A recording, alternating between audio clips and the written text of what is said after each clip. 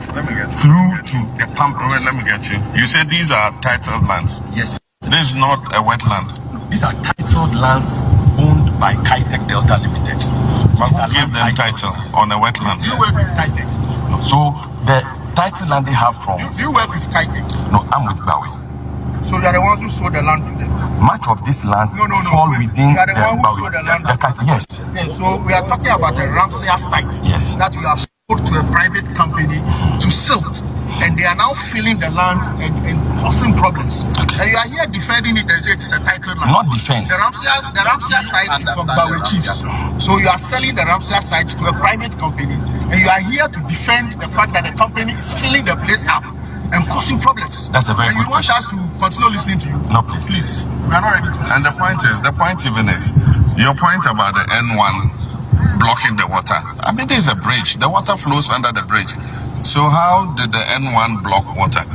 Because they take cognition of the drains and they build over. And so the water flows under the bridge. The problem now is the filling of this wetland.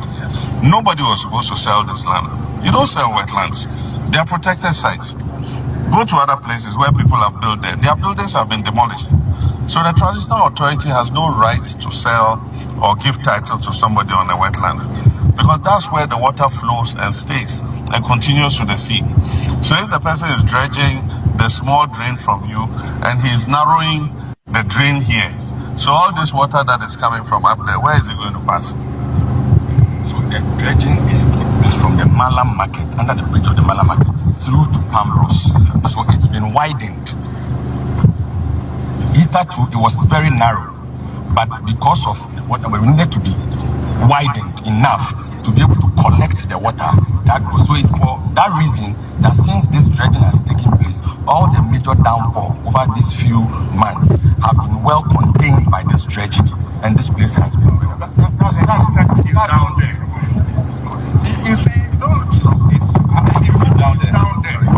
Down there. Have you visited the site? Yes. The site is nice. Have you gone to those?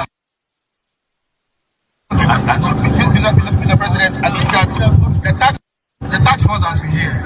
We've gone around with hydrology, gone around with water resources, we've gone around with the village. The challenge here is that the over one football field that you see here, which is being filled consistently by a company, two companies here, and then I think the VIP on the other end. They are the ones that are closing up the retention basin. So if you go to Blue Lagoon, which we have to drive through the other end, every house there, the water enters into the rooms. Every house. In fact, most of them, you see, is green from the last rains that came. The drain that President Mills constructed that he was referring to, it's choked right there because the water can't flow into this place. So if the chiefs sold the land to the private companies, he should not be here and be defending the fact that they've sold land and somebody is dredging a small piece, because the effect is not going to be here. As Mr. McCall said the last time, we can do all the works that we are currently doing up there. If this flotation continues, and you can see that they are going. The last time we came, they were not here.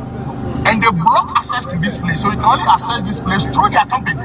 You cannot come through the other end. They've deliberately drilled some things there so you can't come. So they have the leeway to be doing this and building the wall. And they will come and put up structures here. Then government would always be called upon. There's flooding in Blue Lagoon, Bawe is flooded, Malam Junction is flooded. Because they have taken money and they are benefiting for the private company, everybody else must suffer. I don't think that should be the case.